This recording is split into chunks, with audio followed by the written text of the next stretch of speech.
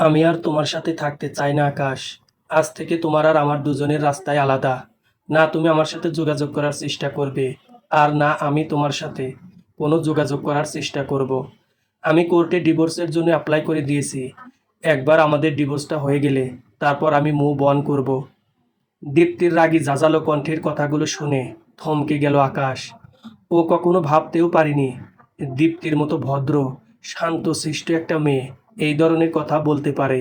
যেই মেয়ে কোনোদিন ওর একটা কথারও অবাধ্য হয়নি, সেই কিনা আজকে বিয়ের 4 বছর পরে ওর থেকে ডিভোর্স চাইছে। আকাশ একটা শুকনো ঢোক গিলে নরম স্বরে দীপ্তিকে উদ্দেশ্য করে বলল, এসব কি বলছো দীপ্তি?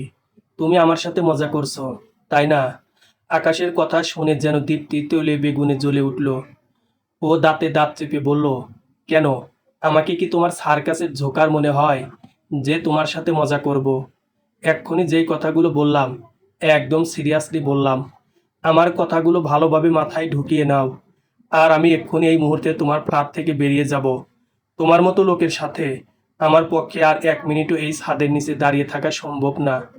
দীপ্তির কথা শেষ হতেই আকাশ দ্রুত পায়ে দীপ্তির সামনে গিয়ে ওর এক হাত নিজের 2 হাতের ভাঁজের মধ্যে নিয়ে জোরপূর্বক হাসি দিয়ে বলল, দেখো দীপ্তি, আমি জানি তুমি আমাকে ভয় দেখানোর জন্য এসব নাটক করছো। বিশ্বাস করো, আমি ভীষণ ভয় পেয়েছি। প্লিজ এইবার এগুলো বলা বন্ধ করো।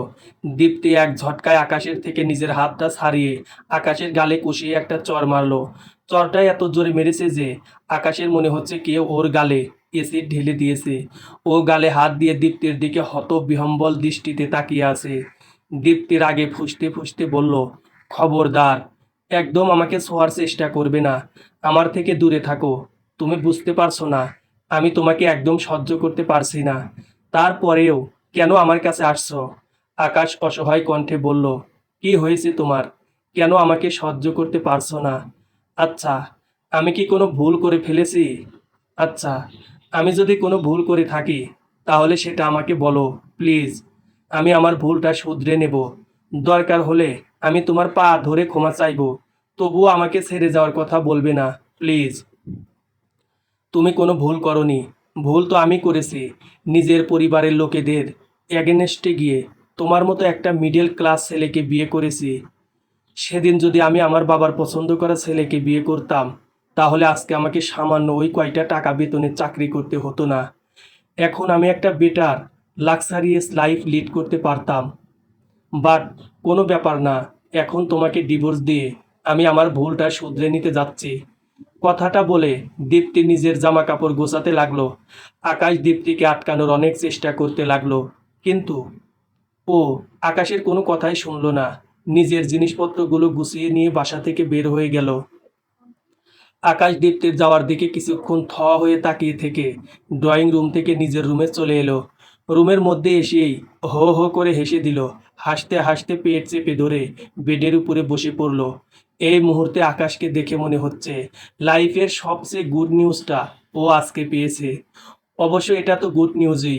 ওর একমাত্র পথের কাঁটা আজকে ওর লাইফ থেকে সারা জীবনের জন্য বিদায় হয়েছে। এর থেকে খুশির খবর আর কি হতে পারে? আকাশের ফোনের রিং বাজতেই ও নিজেকে সামলে নিয়ে বেডের উপরের বালিশের পাশ থেকে নিজের ফোনটা হাতে নিল। ফোনের স্ক্রিনের উপর ঈশা নামটা জল জল করে উঠল। আকাশ আর এক মুহূর্তও দেরি না করে ফোনটা রিসিভ করে কানে ধরল।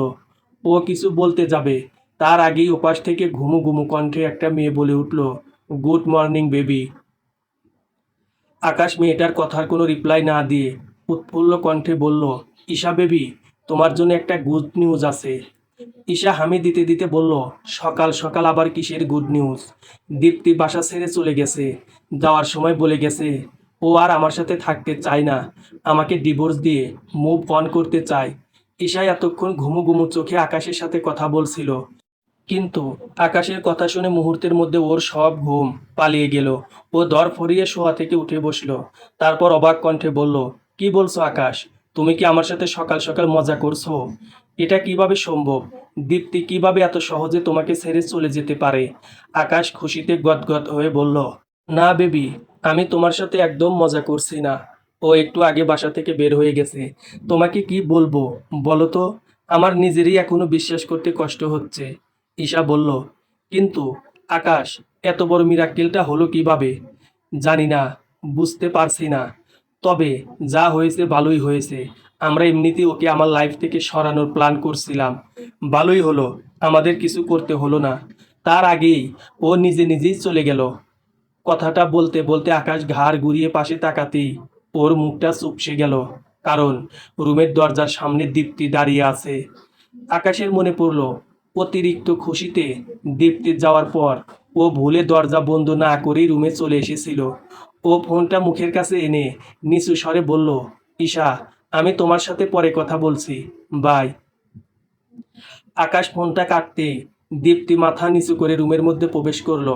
তারপর বেডের পাশের ছোট্ট সাইড টেবিলের উপর থেকে নিজের ফোনটা হাতে নিয়ে আকাশের দিকে এক পলক তাকিয়ে আটকে আসা গলায় বলল, ফোনটা ফেলে গিয়েছিলাম, ওটাই নিতে এসেছিলাম।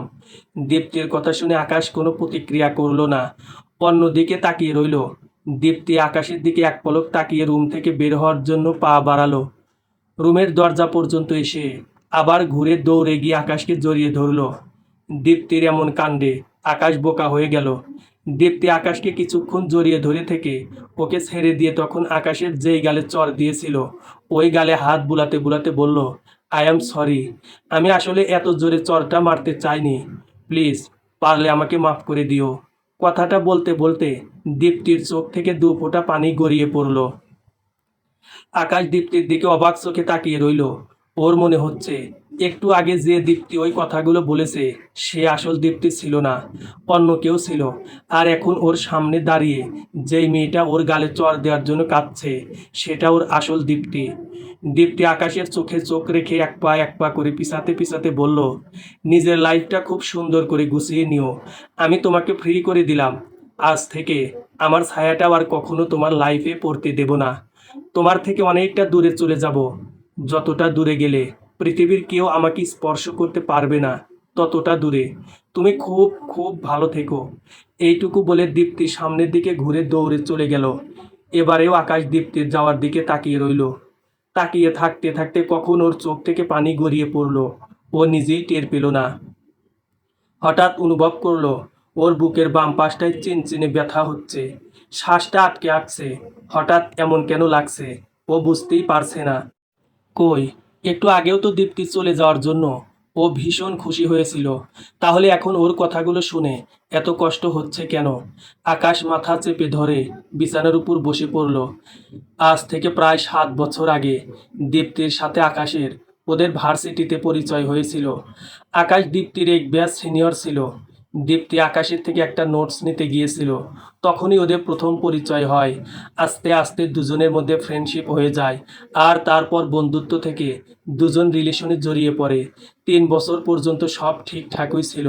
তারপর দীপ্তির বাবা অন্য এক জায়গায় ওর বিয়ে ঠিক করে।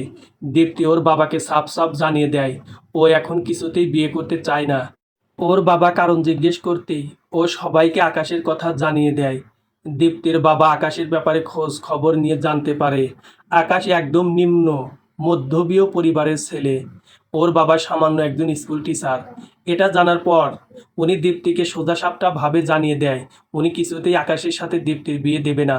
উনি যেই পাত্রকে দীপ্তির জন্য ঠিক করেছেন দীপ্তির সেই ছেলেকে বিয়ে করতে হবে। দীপ্তি ওর বাবাকে মুখের উপর বলে দেয় ও কিছুতেই আকাশকে ছাড়া অন্য কাউকে বিয়ে করবে না। এই কথা শুনে দীপ্তির বাবা ওর ভার্সিটি যাওয়া বন্ধ করে দেয়। ওর ফোনটাও ওনারা নিয়ে নেয়। দীপ্তি কিছুতেই আকাশের সাথে যোগাযোগ করতে পারছিল না। এদিকে আকাশও দীপ্তির কোনো খবর না পেয়ে পাগলের মতো হয়ে গিয়েছিল। একদিন বিকালে দীপ্তির মা ঘুমাচ্ছিল, তখন ও চুপি চুপি গিয়ে ওর মায়ের ফোনটা নিয়ে নিজের রুমে চলে আসে।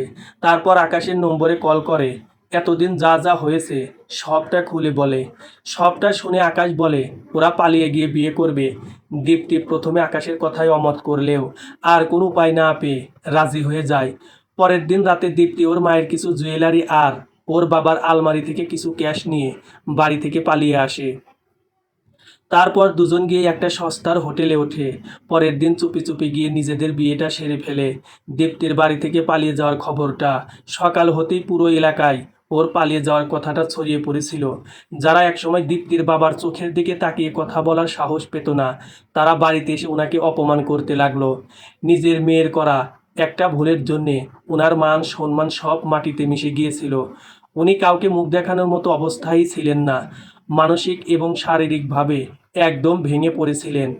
দীপ্তির পরিবার বিয়েটা মেনে না নিলেও আকাশের পরিবার ওদের বিয়েটা ঠিকই মেনে নিল। দীপ্তি ওর শ্বশুরবাড়িতে থেকেই নিজের স্টাডি কন্টিনিউ করতে লাগলো। বিয়ের পর দীপ্তির প্রতি আকাশের ভালোবাসা, কেয়ারিং আরও বেড়ে গেল। দীপ্তির একটুখানি হাত কেটে গেলেও আকাশ চিল্লাচিল্লি করে পুরো বাড়ি মাথায় উঠিয়ে ফেলতো। আকাশের মা বাবাও দীপ্তিকে নিজের মেয়ের মতো ভালোবাসতো। ওকে কখনো কোনো কাজ করতে দিত না। সব কিছু ঠিকঠাকই চলছিল। এর মধ্যে আকাশের স্টাডি কমপ্লিট হয়ে যায়। ও নিউ জব পেয়ে দীপ্তিকে গ্রামের বাড়িতে রেখে শহরে চলে আসে। আকাশ চলে যাওয়ায় দীপ্তি ভীষণ কষ্ট পেয়েছিল। প্রায় রোজ কান্নাকাটি করত। খাওয়া দাওয়া একদম কমিয়ে দিয়েছিল। প্রথম প্রথম আকাশ রোজ দীপ্তিকে কল করে খোঁজ খবর নিত। কিন্তু ধীরে ধীরে আকাশ কেমন বদলে গেল। সপ্তাহে একদিনও দীপ্তির সাথে কথা বলতো না। দীপ্তি যখনই কল করত, কাজের বাহানা দেখিয়ে ফোন কেটে দিত। আকাশের দিনের পর দিন এমন ব্যবহার দীপ্তির মনটাকে ভেঙে গুঁড়িয়ে দিয়েছিল। ও রোজ আকাশের ছবিটাকে বুকে জড়িয়ে ধরে কাঁদত। ঠিকঠাক মতো একদম নিজের যত্ন নিত না।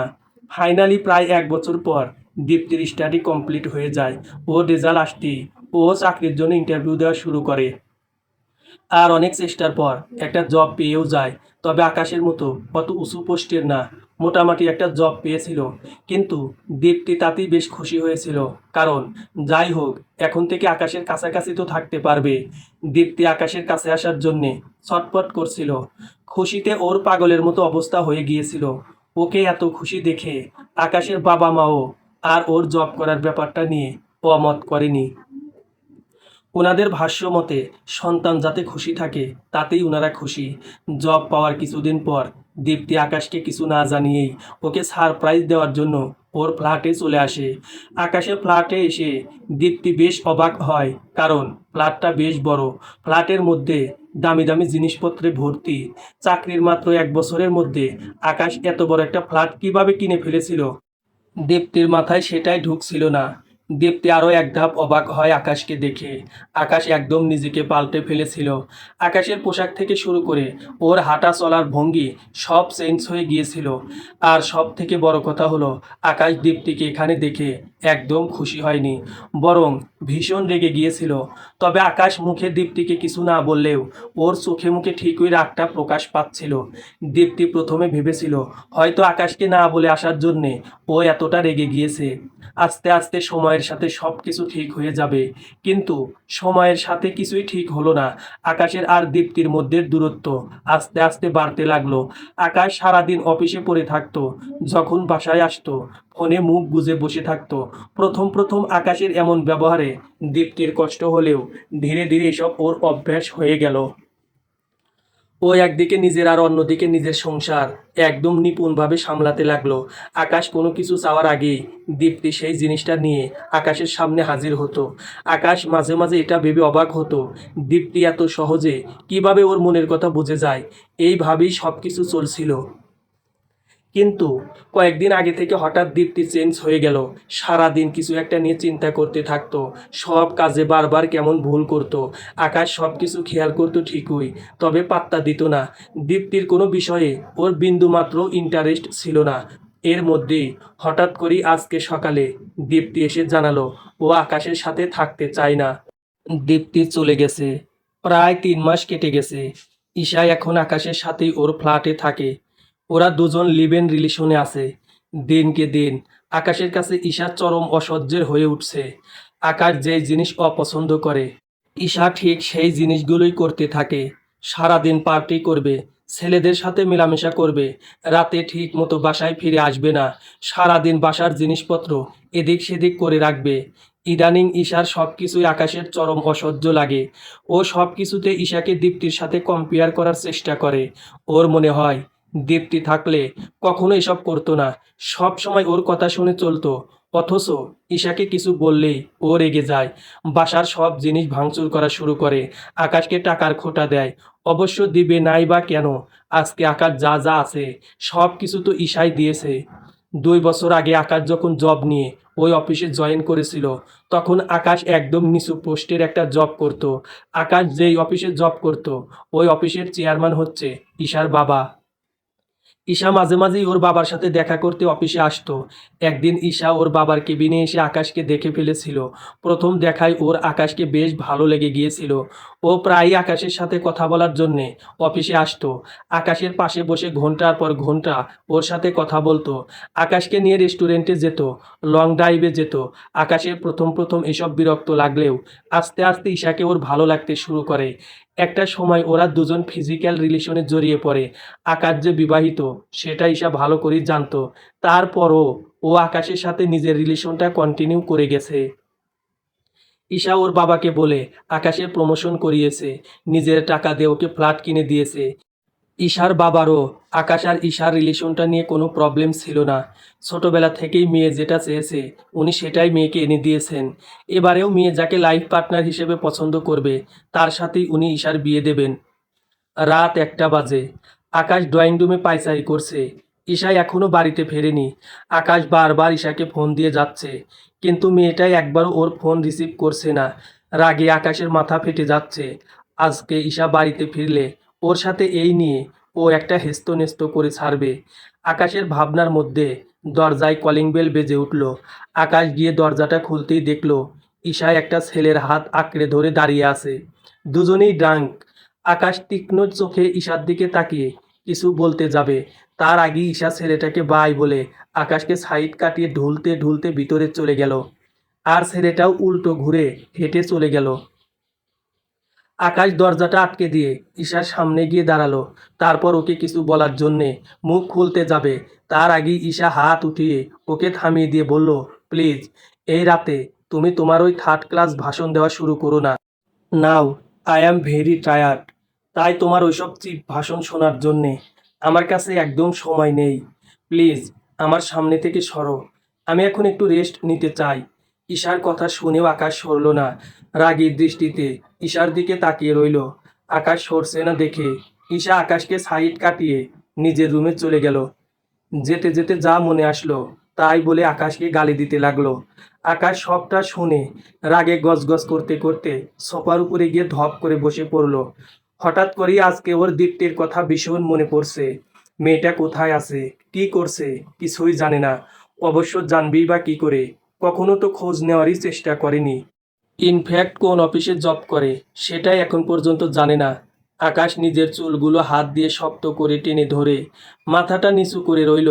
মানুষ বড়ই অদ্ভুত একটা প্রাণী। যখন কেউ আমাদের খুব কাছে থাকে তখন আমরা তার ভালোবাসা, কেয়ারিংগুলোকে একদম মূল্য দেই না।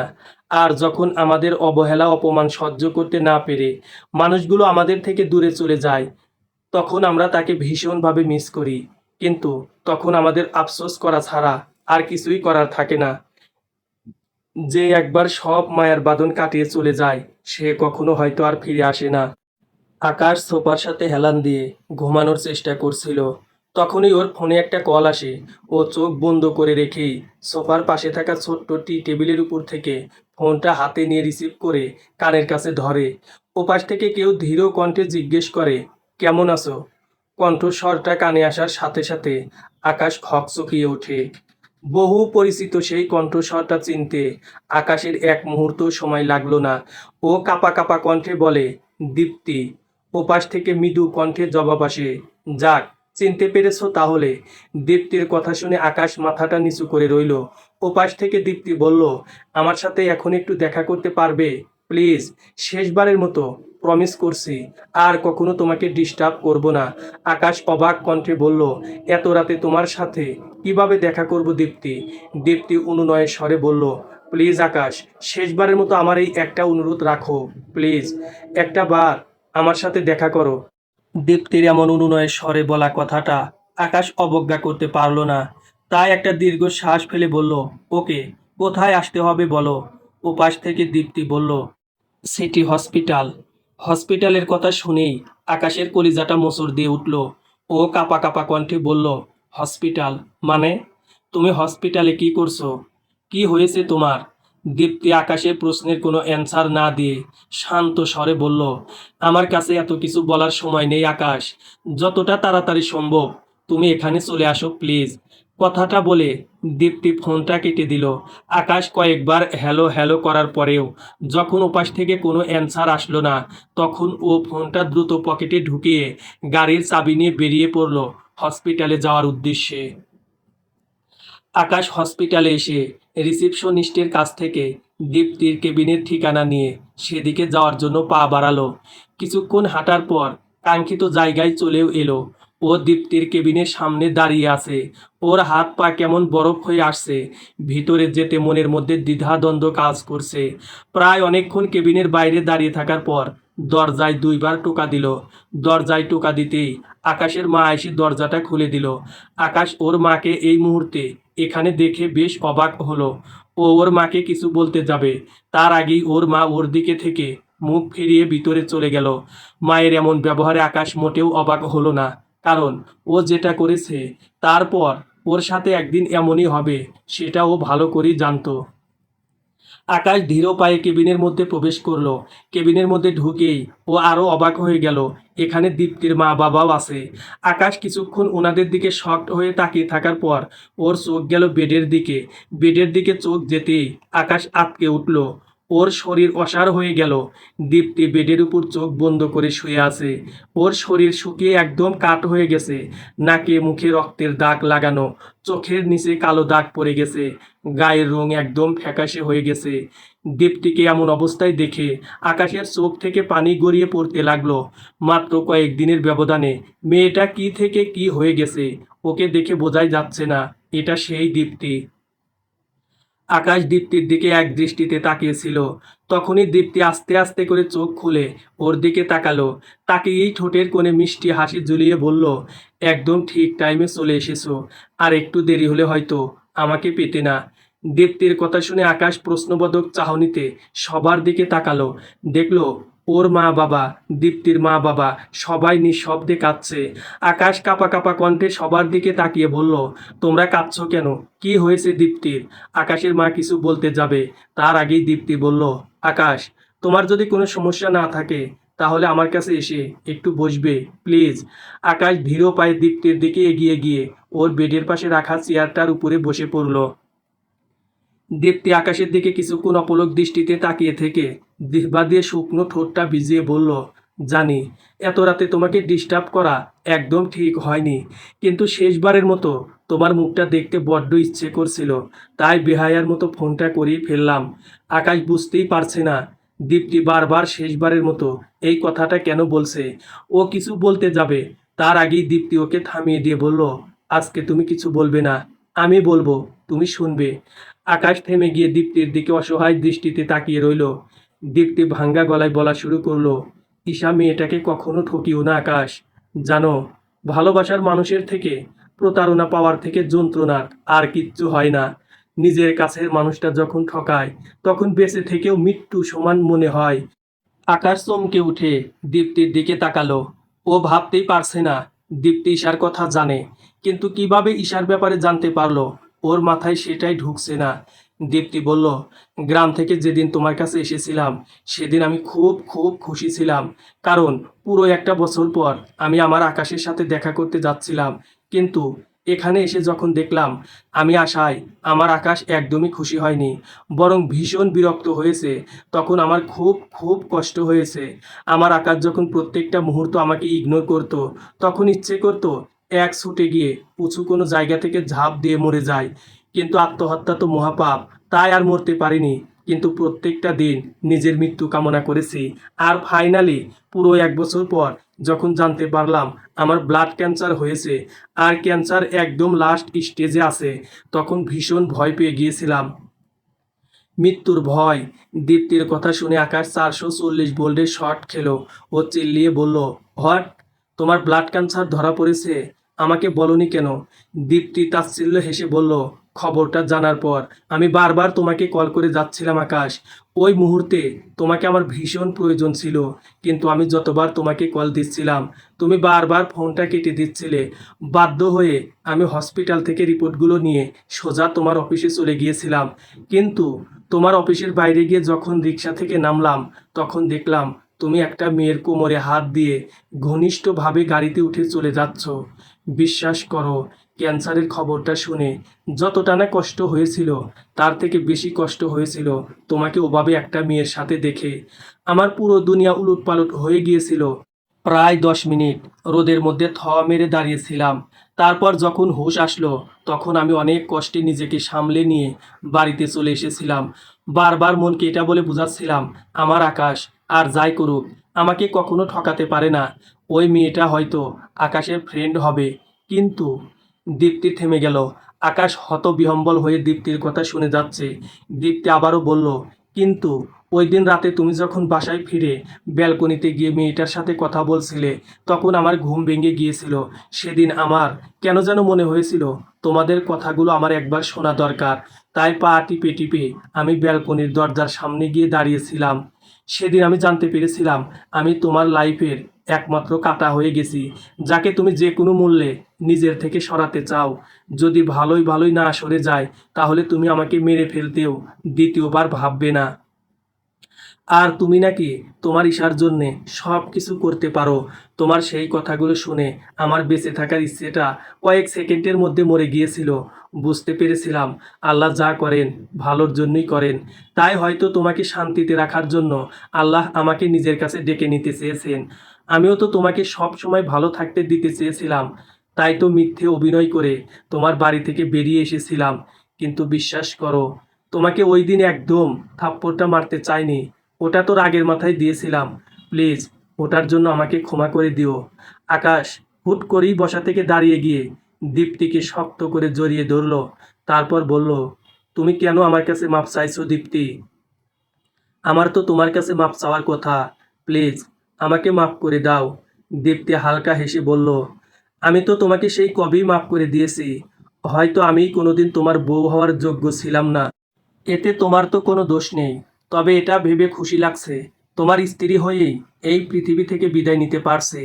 বেঁচে থাকতে না হয় তোমার সাথে নাই বা থাকতে পারলাম, কিন্তু আল্লাহ যদি জান্নাত নসিব করে, তাহলে ইনশাআল্লাহ তোমার সাথে আবার দেখা হবে। আকাশ দীপ্তিকে আরো শক্ত করে জড়িয়ে ধরে বলল, তোমার কিচ্ছু হবে না দীপ্তি। আমি তোমার কিচ্ছু হতে দেব না। ভালো কোনো কান্ট্রিতে নিয়ে গিয়ে আমি তোমার ট্রিটমেন্ট করাবো। দীপ্তি কান্নারত স্বরে বলল, এভাবে লোভ দেখিও না প্লিজ। অনেক কষ্টে নিজেকে মৃত্যুর জন্য প্রস্তুত করেছি। বেঁচে থাকার লোভ দেখিয়ে আর তোমার প্রতি দুর্বল করে দিও না। আমার যে তোমাকে ছেড়ে যেতে খুব কষ্ট হচ্ছে। আকাশ কাঁদতে কাঁদতে বাচ্চাদের মতো করে বলল, তুমি আমাকে ছেড়ে কোথাও যাবে না। আমি তোমাকে যেতেই দেব না। তুমি আগে ভালো করে সুস্থ হবে, তারপর আমরা আবার সব কিছু নতুন করে শুরু করব। সেটা যে সম্ভব না আকাশ, আমার সময় শেষ হয়ে গেছে। কিছুক্ষণের মধ্যেই হয়তো আমার হৃদস্পন্দন বন্ধ হয়ে যাবে। তুমি খুব ভালো থেকো। আর আমি যদি কখনো কোনো বেয়াদবি করে থাকি, তাহলে আমাকে ক্ষমা করে দিও। আজ থেকে তুমি পুরোপুরি মুক্ত হয়ে গেলে। দীপ্তি নামের পথের কাঁটাটা তোমার জীবন থেকে সারা জীবনের মতো চলে গেল। এবার হয়তো তোমার আর কোনো পিছুটান থাকবে না। নিজের লাইফটাকে আবার সুন্দরভাবে গুছিয়ে নিও। তুমি ভালো থাকলে মনে করবে আমি ভালো আছি। কথাটা বলে দীপ্তি আকাশের মাথায় হাত বুলাতে বুলাতে পাশে তাকিয়ে আকাশের আর ওর মা বাবার দিকে তাকিয়ে বলল, তোমরা প্লিজ ওকে ক্ষমা করে দিও। ওর সামান্য একটা ভুলের জন্যে তোমরা ওকে দূরে সরিয়ে দিও না। তোমরা ছাড়া ওর কে আছে বলো? তোমরা যদি ওকে দূরে সরিয়ে দাও, তাহলে ও কার কাছে যাবে? আকাশ বিড়বিড় করতে করতে বলতে লাগলো, আমার কাউকে চাই না দীপ্তি, আমার শুধু তোমাকে চাই। প্লিজ আমার ভুলটা শুধরে নেওয়ার একটা সুযোগ দাও। আকাশের কথার উত্তরে দীপ্তি কিছুই বলল না।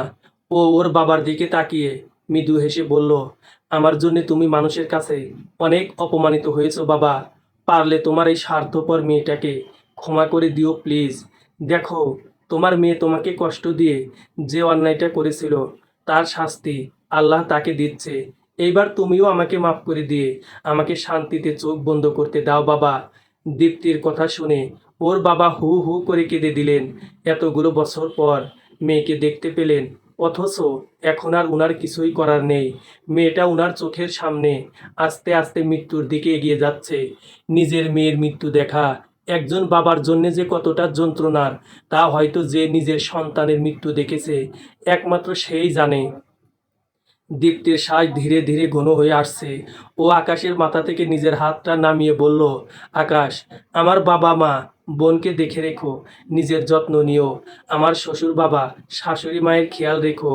আর যদি পারো মাঝে মাঝে এসে আমার কবর জিয়ারত করে যেও।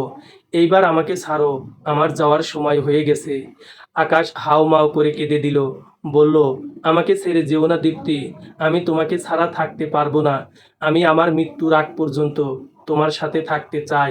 দীপ্তির দু চোখের কার্নিশ গড়িয়ে পানি পড়ছে।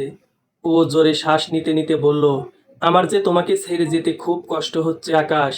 ইচ্ছে করছে তোমার সাথে থেকে যেতে, কিন্তু আমি চাইলেও যে তোমার সাথে থাকতে পারবো না। কথাটা বলে দীপ্তি ওর বাবা আর শ্বশুরের দিকে তাকিয়ে বলল, ওকে সরাও প্লিজ। ওনারা দুজনে সে আকাশকে টেনে নিয়ে গিয়ে জড়িয়ে ধরলেন। আকাশ পাগলের মতো চিল্লিয়ে কেঁদে যাচ্ছে। ওখানে উপস্থিত সবাই কাঁদছে। দীপ্তি আকাশের দিকে একটু তাকিয়ে মৃদু হেসে বলল, কেঁদো না আকাশ, কোনো মানুষই চিরকাল বেঁচে থাকে না। একদিন না একদিন সবাইকে পৃথিবী থেকে বিদায় নিতে হবে।